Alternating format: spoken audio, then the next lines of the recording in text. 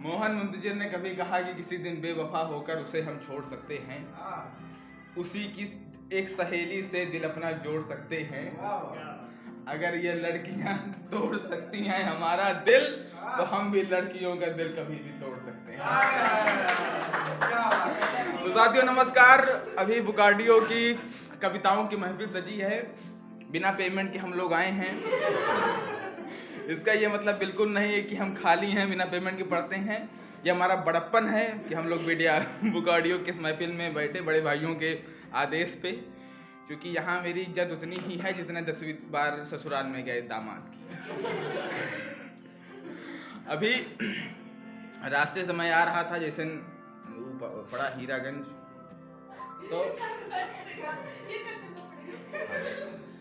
तो यहाँ वहनाना सुगम पूर्वा है ना आपके गाँव में, तो वही हम चाय पियत रहे। क्योंकि मैं जानता था बुकार्डियो में ये व्यवस्था तो मुझे मिलने से रही। तो एक आदमी हमसे पूछे कि भैया ये रोड कहाँ जाई, तो हम उसे कहे कि जिंदगी जीने के जुनून तक जाएगा, मेहनत के पसीने और खून तक जाएगा, पैसों की तलाश है तो हाईवे पकड़ लो, ये गांव का रास्ता है सुकून तक जाएगा। तालियां बजाओ।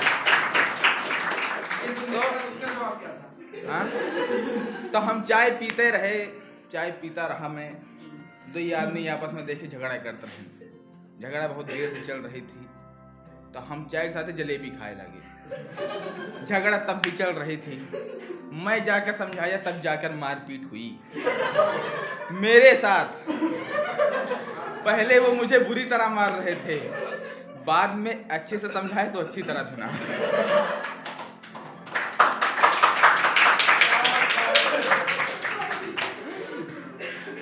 तो हमारे साथ जुड़े हैं बुकार्डियो में एक खास मेहमान डॉक्टर अमन शुक्ला शशांक। हमारे स्टूडियो में पहली बार आए हैं। एक बार आप लोग जोरदार तालियों से स्वागत कीजिए, ताकि जोड़े आप अपनी कविताओं से। बहुत बहुत स्वागत है। तो आज ये महफिल आपकी है, ये प्यारे प्यारे श्रोता, खैर क्या है इनमें विभेदन करना, सभी प्यारे हैं। बहुत बहुत धन्यवाद आपका, और बुकार्डियो की पूरी टीम का बहुत बहुत धन्यवाद। वैसे तो मैं देश भर में कविताएं पढ़ने के लिए जाता रहता हूं, लेकिन ये हमारा पहला पॉडकास्ट है जी। इसके पहले मैंने कभी पॉडकास्ट में अपनी कविताएं नहीं सुनाई हैं। ये मेरा पहला पॉडकास्ट होगा जहाँ पे मैं कविताएं सुनाऊंगा, और जहाँ ऐसा पॉडकास्ट जहाँ पे श्रोता भी ऐसा पॉडकास्ट मैं तो शायद आने वाले समय किसी कवि को मिलना भी नसीब ना हो। तो यही से अपने काव्य यात्रा की जब एक पार्क में गर्लफ्रेंड बॉयफ्रेंड रसा सौदन करते हैं किसी झाड़ी के पीछे, तो गर्लफ्रेंड कहती है हटो कोई देख लेगा, तो वो ये वही लोग हैं। इनके पास कोई काम नहीं है, ये लोग यही देखते हैं। निश्चित ही वो देखने से जो बचने का प्रयास करते रहते हैं, वो निश्चित ही प्रयास यही होता रहता होगा दोनों के बीच में कि जतन तुम्हें मनाने का हर बार करते हैं, जतन तुम्हें मनाने का हर बार करते हैं, कुछ इस तरह से हम तेरा दीदार करते हैं, और नखरे हमें दिखाती हो तुम बहुत, मगर हम बार बार तुमसे आंखें चार करते हैं।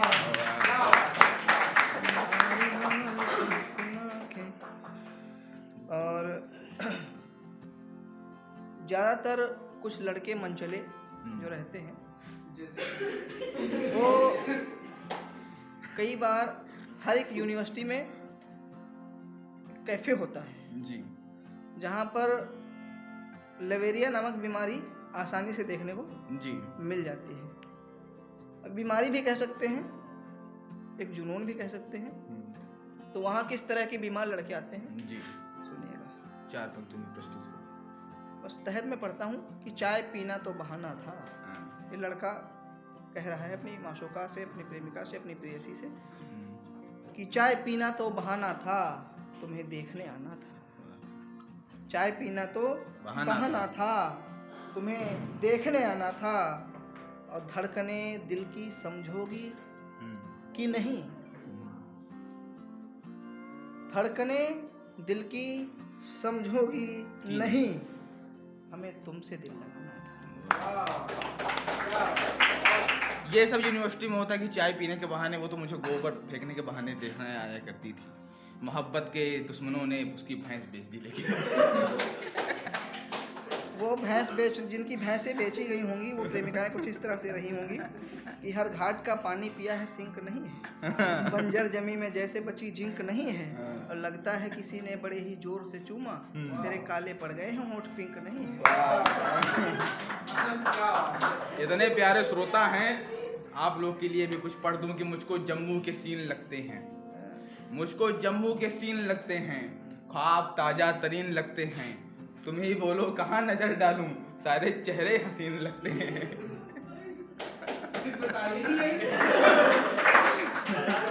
गलतफहमी में हो गई क्या? मैं तो हसीन हूँ, परी हूँ मैं नहीं बजाती।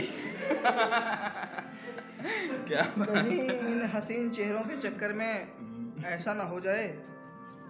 एक गजल पढ़ता हूँ कि अब तो बस तू मेरी जुबानी है।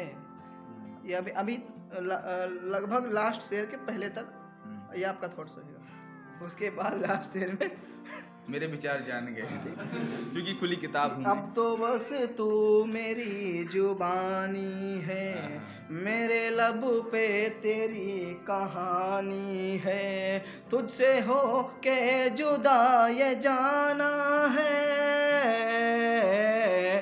तुझसे हो के जुदा ये जाना है,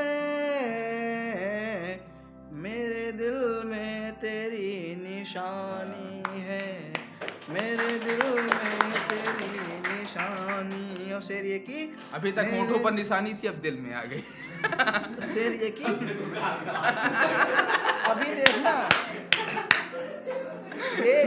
ये निशानी लास्ट तक कहाँ तक लेके जाती है, देखना कि मेरे दिल में तेरी निशानी। मुझे भी प्रोसेस देखना है। शेर ये कि ख्वाब तेरा जो मैंने देखा था, ख्वाब तेरा जो मैंने देखा था, पूरा हो ना सका रूहानी है। जो बेचारे ख्यालों में एक तरफा मोहब्बत करते रहते हैं कि पूरा हो ना सका रूहानी है। और ऐसे ही मनचले जिंदगी कैसे काटते हैं। अब कट तो जाएगी जैसे तैसे ही, ऐसे मनचले कट तो जाएगी जैसे तैसे ही, बाकी जो भी ये जिंदगानी है, बाकी जो भी ये जिंदगानी। लेकिन मैं आपको बताऊं कि मैं क्या बताऊं तुम्हें, मैं ज़्यादा अच्छा हूँ, उनसे ज़्यादा सुंदर हूँ, मैंने क्रीम लगा के, मुझे सुन लो कि मैं क्या बताऊं तुम्हें, कैसे कैसे संभल रहा हूँ मैं क्या बताऊं तुम्हें, कैसे कैसे संभल रहा हूँ मैं, किसी नागिन ने डस लिया था कभी, जहर अब तक उगल रहा हूँ मैं। उसी नागिन का करिश्मा भी देखना जी। कट तो जाएगी जैसे तैसे ही, बाकी जो भी ये जिंदगानी है, पूरा तेरी यादें संजो के रखी है, जैसे खुशबू तू जाफरानी है, जैसे खुशबू तू जाफरानी है, और तेरा चेहरा बसा है आँखों में। एक तरफा मोहब्बत करने वाले का दर्द है कि तेरा चेहरा बसा है आँखों में,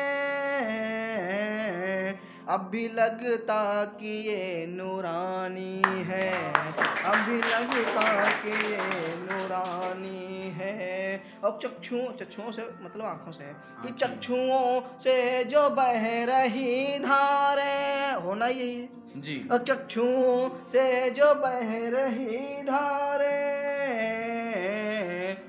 ये आंसू नहीं तेजाबी पानी है। क्या बात है, वाह क्या दर्द है। नहीं तेजाबी पानी है। बहुत सारा दर्द। और बाद में एक कवि की तरफ से, एक शायर की तरफ से एक लड़की को जवाब, और धोखा देने का हुनर जो तेरा, शेर ये की चक्षु से जो बह रही धारे, ये आंसू नहीं तेजाबी पानी है। और धोखा देने का हुनर जो तेरा, अंतिम शेर है कि धोखा देने का हुनर जो तेरा, पंक्ति संभालना, कि धोखा देने का हुनर जो तेरा, सिर्फ तुझ में या खानदान। क्या बात है, सिर्फ तुझ में क्या बात है। लेकिन जब वो हमका दे रही धोखा तो हम उसे कहे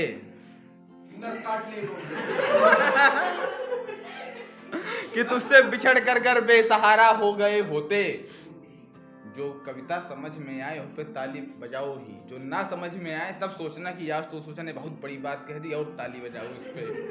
कि तुझसे बिछड़ कर बेसहारा हो गए होते तो इस दुनिया को हम भी नागवारा हो गए होते, और उसकी परवरिश ने मुझको बिगड़ने नहीं दिया, मेरी माँ ना होती तो आवारा हो गए होते।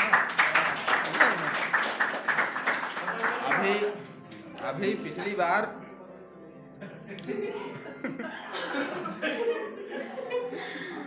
मैं जब से भाजपा आपकी जीती बार बार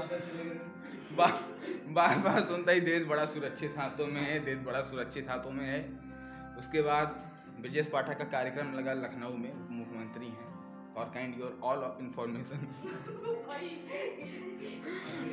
तो उनका वो था, हाँ मैं भी बोल लेता हूँ क्योंकि बताया ये पढ़ा लिखा कभी आया है। तो जब मैं ट्रेन पे तो मैं ट्रेन पे बैठा कार्यक्रम में जाने के लिए, बढ़िया सूटेड था मैं, जूता बढ़िया सफ़ेद वाला पहन के आ रहे हैं, गोल्ड स्टार के 250 के खरीद के। तो ट्रेन पे बार चर्चा चल रही थी कि देश बड़ा सुरक्षित हाथों में है, देश बड़ा सुरक्षित हाथों में है। तो मैं भी बड़ा खुश था क्योंकि मैं भी ब्राह्मण हूँ, हिंदू हूँ, तो देश बड़ा सुरक्षित हाथों में है।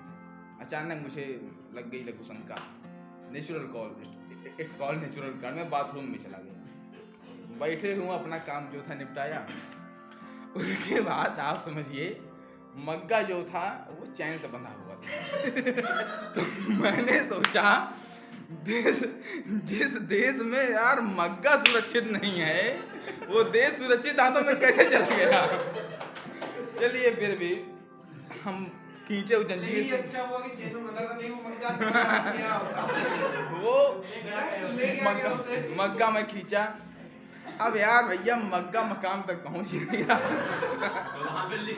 तो मैं जो है बैठा था, बैठे बैठे मैंने ट्वीट किया, मैंने कहा रेल मंत्रालय, मैंने पीयूष गोयल उस समय के वो थे रेल मंत्री, जो भी रहे हूँ मैं नाम भूल रहा हूँ, मैंने ट्वीट किया रेल मंत्रालय को कि कम से कम जंजीर रेलवे में इतनी बड़ी कर दो कि मग्गा मकाम तक पहुंच जाए। उधर से अच्छा नया भारत है, तुरंत रिप्लाई आया कि जंजीर से मग्गा बंधा है, मकाम नहीं।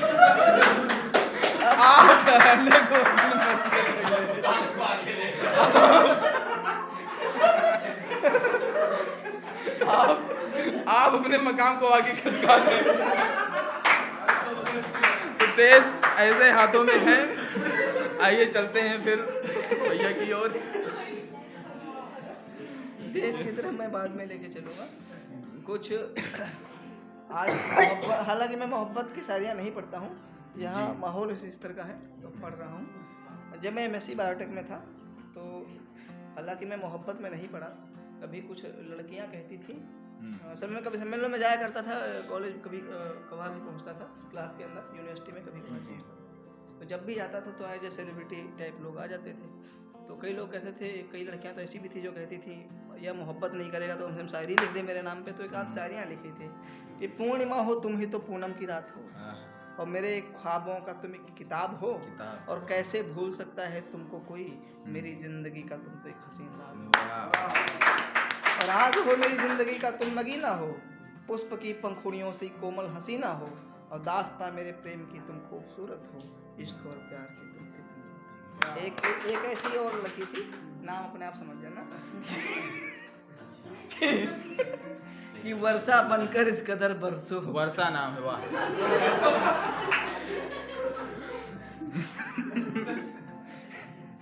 वर्षा बनकर इस कदर बरसो काश बरस जाती। कि मैं तर हो जाऊं। तर। दुकान है पूरा। मजा ना आए तो पैसे वापस। वर्षा बनकर इस कदर बरसो जी। कि मैं तर हो जाऊं और जाऊं। अपने बदन की भीनी खुशबू छोड़ दो हमारे ऊपर इस कदर कि जब भी सोचूं फुर्सत से तो मगन हो जाऊं। मैं थोड़ा भावना में बह जाता हूँ। ये सारे तुम्हारे ऊपर ही कह जाते। कभी और एक आध कुछ तो ऐसी भी थी जो कहती थी लिख दो, तो उनके लिए बस एक ही शायरी लिखता कि तेरे दिल में मोहब्बत की सौगात कहाँ से आई, तूने कहा बेवफा मैंने माना फिर ये रात कहाँ से आई। वाह। कि तेरे दिल में मोहब्बत की सौगात कहाँ से आई, तूने कहा बेवफा मैंने माना फिर ये रात कहाँ से आई। तेरे दिल में मोहब्बत की सौगात कहाँ से आई, तूने कहा बेवफा मैंने माना फिर ये रात कहाँ से आई। और वो दिन वो पल वो रातें जब सब गैरत ही थी, चल हट मुझे जाने दे ये इश्क की बात कहाँ से। क्या खुददार आदमी है भाई। मैं तो सब आने दे। मैं जाने ही ना देता। और एक आने तो दो। एक एक एक गजल नहीं कह सकते क्योंकि गजल में बहुत बारीकियां होती हैं, हालांकि मैं गजल का जानकार नहीं हूँ। मैं भी हूँ। मैं नहीं हूँ। मैं कुछ वही उसी समय पे जो लिखा था तो सुनाता हूँ कि वो फूल खिलखिला रहा है, अच्छा। किसी भंवरे को बुला रहा है। वो फूल खिलखिला रहा है, किसी भंवरे को बुला रहा है। तो ये देख, क्या देख कि वो फूल खिलखिला रहा है, किसी भंवरे को बुला रहा है। ये देख एक चेहरा याद आया जो मुद्दतों से मुझको मिलने बुला रहा है। कि वो फूल खिलखिला रहा है, किसी भंवरे को बुला रहा है। ये देख एक चेहरा याद आया जो मुद्दतों से मुझको मिलने बुला रहा है। और शेर ये कि उसके खिलते अधर पंख, वाह कायनात थी, इश्क का वो दौर फिर याद आ रहा है। वाह। इश्क का वो दौर फिर याद आ रहा है कि वो फूल खिलखिला रहा है, किसी भंवरे को बुला रहा है। ये देख एक चेहरा याद आया जो मुद्दतों से मुझको मिलने बुला रहा है। और उसके खिलते अधर पंख, वाह कायनात थी, इश्क का वो दौर फिर याद आ रहा है। और शेर संभालना, इश्क का वो दौर फिर याद आ रहा है। और अब तो उस बगिया का, अब तो उस बगिया का माली कोई और है, प्यास बुझाने को लेके मुझे बुला रहा है। मेरे साथ इन सब चीज़ों से उल्टा हो जाता है। खामखा श्लेष गौतम ने कभी कहा कि खामखा तुम जस्टिफाई कर रही हो, खामखा तुम जस्टिफाई कर रही हो, मान लो कि बेवफाई कर रही हो। खामखा तुम जस्टिफाई कर रही हो, मान लो कि बेवफाई कर रही हो। दरअसल ये क्या था ये सब बोल के, दरअसल वो क्या था ये सब बोल के, और भी तुम बेहयाई कर रही हो। ताली बजाई जाती है। जब हम लोग पिछले दिनों में IIT कानपुर में भी था और मेरे स्लॉट को 15 मिनट दिया गया था, 15 मिनट काव्य पाठ करना है। वहाँ पे LN कोचिंग का नाम सुना होगा आपने कई लोगों ने, उसके डायरेक्टर ब्रजेश महेश्वरी, कोटा में वो, उसको सुनिए, उसको थोड़ा पढ़ाई में भी ध्यान दीजिए आप लोग। हमेशा झांकना ही रोटी नहीं दे देगी। खैर, तो LN कोचिंग के डायरेक्टर आए थे तो मैंने काव्य पाठ किया, मुझे 15 मिनट मिला था, मेरे बाद उनका नंबर था 15 मिनट, 15 मिनट सबका स्लॉट था, तो मैंने 25 मिनट काव्य पाठ कर दिए। अब वो आए, कहे यार कविता मनोरंजन का विषय है, इसे बहुत अधिक नहीं सुनना चाहिए, जितना देर मनोरंजन हो। तो मैंने उनसे कहा कि कविता केवल मनोरंजन का विषय नहीं है, क्योंकि कौन सा कवि कब कौन सी बात कह दे कि आपके अंदर मनुष्यता का बीज निरूपित हो जाए। कविता आपकी आत्मा की शुचिता को विकसित करता है, कविता आपको मनुष्यता का राह दिखाती है, कविता राष्ट्र प्रथम मानक बन जाए तब तो कविता कविता है, भाषित परिभाषा चढ़ जाए तब तो कविता कविता है, और जो सोए हैं जागृत होकर कर्तव्यों के पथ चल दें, शौर्य सिराओं में चढ़ जाए तब तो कविता कविता है। तो ये शौर्य के कवि हैं, ओश के कवि हैं। पता नहीं कैसे आप लोग कन्वर्ट कर दिए इनको मोहब्बत की बेहयाई में। नहीं, ये मोहब्बत के बाद अभी उधर ही अभी होली आने वाली है, जोगीरा सुनाएंगे उसके बाद जी। फिर उधर की तरफ लेके चलेंगे आपको। कल तक चलेगा।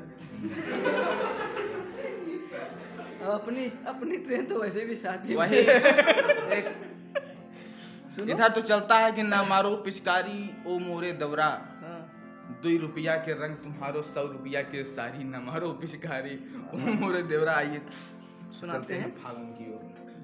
कि हम कभी भी किसी को सताते नहीं, रूठ जाए उसे हम मनाते नहीं, और जाने वाले को रोकूं भला किस लिए, ऐसे वैसों को मुंह हम लगाते नहीं, ऐसे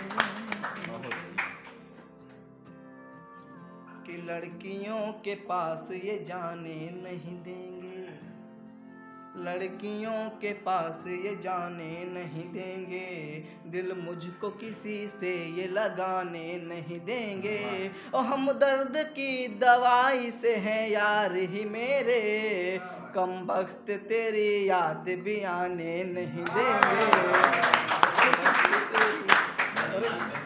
और कुछ जोगीरा के बाद सीधा देशभक्ति का मोड़, कहानी खत्म। एक कविता पढ़ूंगा देशभक्ति की बस। कभी बन जाओगे। कविता लिखना जितना कठिन काम होता है उतना कठिन काम कविता सुनना भी होता है। सुनना तो बहुत कठिन होता है, खास कर अगर हो जाए कभी सुना रहे हो तो आपको बहुत ही कठिन होता है। वो भी बिना आप लोग बहुत सौभाग्यशाली हैं। आप बहुत सौभाग्यशाली पिछले हैं। 2 सालों से कविता सुना रहा हूँ, कुछ हुआ नहीं आपको। पिछले कवि सम्मेलन में ही हुआ था। क्या है पीछे जब मैं गया था आप लोग से बात हो रही थी, उसको भी याद पीछे था लकपेड़ा। अरे मैं एक ही पार्क में नहीं झांकता झाड़ियों के पीछे। मेरे पास कई सारे पार्क हैं मेरे पास। तो पिछली बार मैं लकपेड़ा में था कवि सम्मेलन में, और बात नहीं, खेत में सरसों उगा था, उसमें सुना रहा था बस। तो मैं कवि सम्मेलन था, मैं वहाँ कविता सुना रहा था। सामने बैठा एक श्रोता विजय विजय की तरह बहुत चाव से उछल दाद दे रहा था मुझे। सोचो सिर्फ दाद ही तो मैं वही दाग नहीं दिया। ये मेरी खुशकिस्मती कि दाग मिला, दाग खा खुजली नहीं मिल गई। तो आवाज तो नहीं आएगी। अरे तुम सुनाओ। तो चल रहा था कवि सम्मेलन, तो एक श्रोता बैठा था उछल उछल के दाद दे रहा था। तो हमको क्या चाहिए, पेमेंट तो फिक्स हो जाता है, लेकिन हमको एक श्रोता चाहिए। क्योंकि कविता जितना दायित्व हमारा रहता है कविता सुनने का, उतना दायित्व आप लोगों का भी रहता है। जितना दायित्व हमारा रहता है कविता सुनाने का, उतना ही दायित्व श्रोता का भी रहता है कविता सुनने का। तो वो अब हमको क्या चाहिए कि अच्छा पेमेंट, अच्छा खाना, अच्छा श्रोता। एक श्रोता बढ़िया उछल उछल के दाद दे रहा था, तो हम खड़ा है भाई, आज कविता सुनाए, यस कविता सुनाए, मर गया लाई गए पुलिस पकड़ के लाई गए हीरा गंज चौकी से उठी गए कैंचल लाई गए कचहरी में कटघरा में खड़े करी जज साहब के हनका से यार ओझा आज कविता सुनाया, बेचारा मर गया। उनका शर्मिंदा हूँ, कहे न तो यार फांसी हुई, कहे ठीक, कहे बतावा आप तुम्हारा आखिरी इच्छा का है। तो कुछ देर सोचे, हम कहे जज साहब वही कविता हम आपको सुनावा चाहते हैं। तो तालियां जोरदार बजाइए। अब आइए बढ़ते हैं होली की ओर, फागुन के रंग की ओर चढ़ते हैं।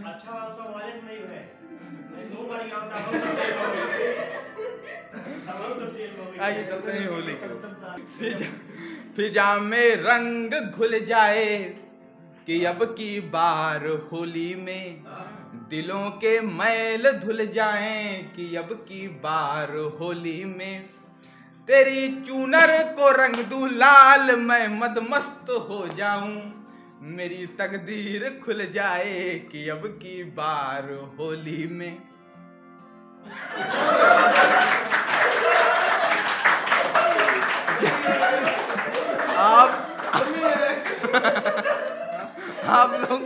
आप लोग तो ऐसे शांत हो जाए जैसे लॉरेंस बिश्नोई ने सलमान खान को देख लिया हो। जी स्वागत है। लॉरेंस बिश्नोई ने सलमान को नहीं, सलमान ने लॉरेंस बिश्नोई को देख लिया हो। एक हाथ में हैंडल रहन हवाई नावत रहे तो एक हाथ में हैंडल रहन, दूसर के मोबाइल दिल रहा दिलवाली माँ, स्कूटी घुस गए ना अगर ही टंगरिया झूल गए, नक्शेबाजी भूल गए। होली का पावन त्योहार आने वाला है। फाग के रंग दिखाई देने लगे, जैसे कि हमारे भाई ने अभी बताया।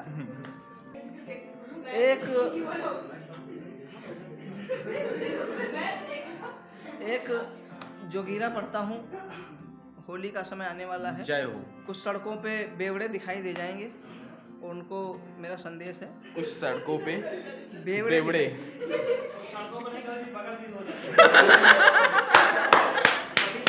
क्या श्रोता है भाई, इनका बुक कहीं गलाई चले गजब श्रोता है भाई, इनको तो पैसे दे के ले जाने वाले श्रोता हैं। अब आप लोग यहाँ बैठो। मस्ती, हर मस्ती का अपना एक रंग है। मैं बीच बीच में खांस रहा हूँ, थोड़ा ज्यादा हो गया। वो एक अलग से मस्ती है।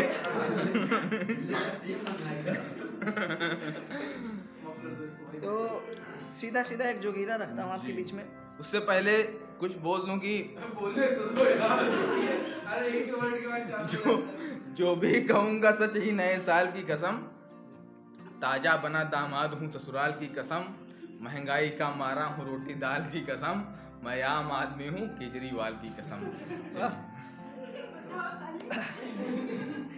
जोगीरा समर्पित करता हूँ। कभी कभी श्रोता मुझे भी बजा देते हैं। वही आज होने वाला है। इस बार अगर तुम्हारे अंदर से आवाज आई ना, वही होगा। सुनिएगा, होली का पावन त्योहार आने वाला है और मेरा संदेश कुछ बेवड़ों के लिए कि वो ऐसी हरकतें ना करें, और जो बेवड़े बनने वाले हैं वो ना बने। कि नैनों से नैनों की खूब चलेगी गोली, वाह। नैनों से नैनों की खूब चलेगी गोली, इसी तरह से अब की भैया अपनी मनेगी होली। जोगीरा सारा रा रा रा, जोगीरा सारा रा रा रा, जोगीरा सारा रा रा रा, जोगीरा सारा रा रा रा। नैन मटक्का करना भैया दिल को जरा संभाल, अरे नैन मटक्का करना भैया दिल को जरा संभाल, नैन मटक्का करना भैया दिल को जरा संभाल। अरे टल्ली होकर तुम सब भैया, टल्ली होकर तुम सब भैया करना नहीं बवाल। जोगीरा सारा रा रा रा, जोगीरा सारा रा रा रा।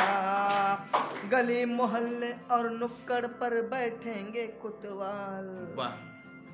अरे गली मोहल्ले और नुक्कड़ पर बैठेंगे कोतवाल। अरसी चरसी का तो भैया, अरे अरसी चरसी का तो भैया लेंगे हाल हवाल। जोगीरा सारा रा रा रा, जोगीरा सारा रा रा रा, जोगीरा सारा रा रा रा, जोगीरा सारा रा रा रा। दुनियादारी से हमको क्या लेना देना यार, अरे दुनियादारी से हमको क्या लेना देना यार। होली के पावन अवसर पर, होली के पावन अवसर पर खुलकर करना प्यार। जोगीरा सारा रा रा रा, जोगीरा सबसे मुख्य बात यही थी। दूध बतासा पानी मिला के घोटो भाई भंग, ठंडी हर जगह पड़ती है कि दूध बतासा पानी मिला के घोटो भाई भंग। सब जगह पड़ती है, मुझे चुरानी पड़ती है। असल में जिनको नहीं मिलती है तो चोरी करनी ही पड़ती है। तुम आनंद लो कि दूध बतासा पानी मिला के घोटो भाई भंग। अरे होली के पावन अवसर पर, होली के पावन अवसर पर खुलकर खेलो रंग, जोगीरा सारा रा रा रा, जोगीरा सारा रा रा रा। और होली मना ली है, अब देशभक्ति के त्योहार की तरफ आपको लेकर चलता हूँ। एक देशभक्ति की रचना आप सभी के बीच में पढ़ता हूँ। इस देश को आज़ाद कराने में हमेशा युवाओं का सहयोग रहा है। इस देश पर कितने ऐसे वीर पुरोधा बलिदान हो गए हैं, तब हमें जाकर आज़ादी मिली है। कुछ के नाम देता हूँ कि वीर बलि वो बहुत ही बुद्धिमान था। अतुकांत कविता है कि वीर बलि वो बहुत ही बुद्धिमान था, वो क्रांतिवीर देश का। अतुकांत ये नहीं, इसके पहले भी पढ़ूंगा, वो है कि भगीरथ से अटल रहे तुम, पावक जैसे अनल रहे तुम। भगीरथ से अटल रहे तुम, पावक जैसे अनल रहे तुम। तुमको अंगारा लिख डालूं या शक्ति का सूल लिखूं, कर्ण भी तुमको लिख डालूं ये मन मेरा कह जाता है। पार्थ लिखूं या अर्जुन तुमको कलम मेरा कह जाता है। तुम मरकर भी अमर हुए, गोरों को मरा बना डाला। तुमने शहीद होकर भगत भारत आजाद करा डाला। और एक ऐसा ही युवक जिसको पूरे राष्ट्र का एक एक व्यक्ति जानता है, हर एक व्यक्ति की जुबान पर जिसका नाम रहता है, अगर शहीदों की बात आए और उस व्यक्ति का नाम न आए, मैं पंक्तियां समर्पित करता हूं कि वीर बलि वो बहुत ही बुद्धिमान था। वीर बलि वो बहुत ही बुद्धिमान था, वो क्रांतिवीर देश का सपूत वो महान था, और जिसका सर कभी झुका नहीं ऐसा भारत माँ का लाल था। वो मरणासन स्थिति में पड़ा हुआ था। किसी अंग्रेज सैनिक की हिम्मत नहीं थी कि उसके पास आकर, तब किसी कवि की दो पंक्तियां मुझे याद आती हैं कि गिर पड़ा वीर पर हिम्मत थी आने की पास नहीं उनकी, कहते थे जीवित होगा यह न जाने गोली कब सन की। तब पढ़ता हूँ कि वीर बलि वो बहुत ही बुद्धिमान था, वो क्रांतिवीर देश का सपूत वो महान था, और जिसका सर कभी झुका नहीं ऐसा भारत माँ का लाल था। और डरती थी जिससे पूरी अंग्रेजी हुकूमत, वह चंद्रशेखर आजाद। ऐसी ऐसी जवानियां हमारे देश के पास रही हैं, फिर भी वो चंद मुट्ठी भर अंग्रेज हमारे देश पर शासन करके चले गए। अगर हमारे देश में जयचंद पैदा नहीं होते, गद्दार नहीं पैदा होते, किसी की हिम्मत नहीं थी एक दिन भी शासन कर पाता। तब पढ़ता हूं कि देश बांटने वाले कुछ अंग्रेजों के हेटे थे, देश बांटने वाले कुछ अंग्रेजों के हेटे थे, जो हंसकर बलिदान हुए वो भारत माँ के बेटे थे। अमन आपसे प्रेरित होता नित्य कर्तव्य के पथ पर, जैसे कोई योद्धा चढ़ता धर्म समर के रथ पर। मैं पुरखों के बलिदानों को व्यर्थ नहीं जाने दूंगा, मैं शकुनी मामाओं को स्वांग नहीं रचाने दूंगा। देखूं कितना दम है तुम में, सुन लो तुम्हें सुनाऊंगा। सदा सनातन में जन्मा हूं, सदा सनातन गाऊंगा, और सनातन में क्या दम है तुम सबको दिखलाऊंगा। चक्र सुदर्शन धारी कृष्णा ने गीता उपदेश दिया जो, श्री राम ने धर्म संकटों में धर्मोपदेश दिया जो, वही धर्म और वही कर्म में लेखन में दिखलाऊंगा। जैसे सूर्य नहीं थकता है वैसे ही डट जाऊंगा। अगली पंक्तियों पर हाथ खोलना कि जैसे सूर्य नहीं थकता है वैसे ही डट जाऊंगा। जिस मिट्टी में जन्म लिया उस माँ को बांट नहीं सकता। भूखा मरना मुझे गंवारा, भूखा मरना मुझे गंवारा, जूते चाट नहीं सकता। और गांडीव हाथ में लेकर जैसे अर्जुन रण में कूदे थे, गांडीव हाथ में लेकर जैसे अर्जुन रण में कूदे थे, एक अकेला अर्जुन उस पर 100 कौरव जूझे थे। वैसे ही मैं निकल पड़ा हूँ कलम हाथ में लेकर के, काव्य कुंड के महायज्ञ में शब्द हव्य में दे करके। चाहे कोई ज्ञानी आए ज्ञान नहीं मैं मानूंगा, मातृभूमि से बढ़कर है विज्ञान नहीं मैं मानूंगा। और माँ का बेटा भावुक होता तभी भाव प्रकट होता है, वरना माँ के प्यार बिना ये सारा जग बैठा रोता है।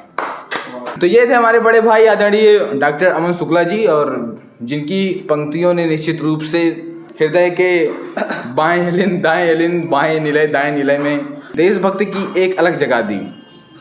तो आइए फिर इसी के साथ इस कार्यक्रम को विराम देते हैं विनीत चौहान की इन पंक्तियों के साथ कि तुमने 10-10 लाख दिए हैं सैनिक की विधवाओं को, तुमने 10-10 लाख दिए हैं सैनिक की विधवाओं को, सोचा कीमत लौटा दी है वीर प्रसूता माओं को। लो मैं 20 लाख देता हूँ तुम किस्मत के हेटों को, हिम्मत है तो मंत्री भेजें लड़ने अपने बेटों को।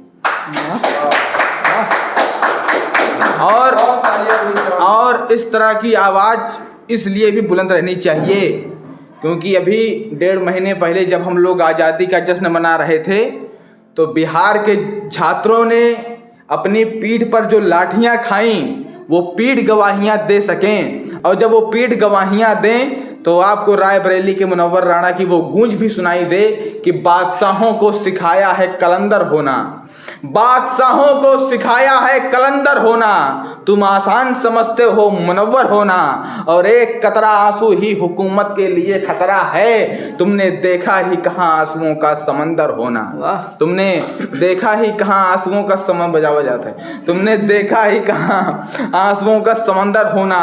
तब बिहार के उन छात्रों को सुनिए कि अभी तलक हम झेल रहे थे अंग्रेजों की लाठियां, या बेबस बेसहारों पर रंगरेजों की लाठियां, पर बिहार की सड़कों पर जो देखा वो कुर्सी की गद्दारी थी, छात्रों पर जो बरस रही थी वो लाठियां सरकारी थी।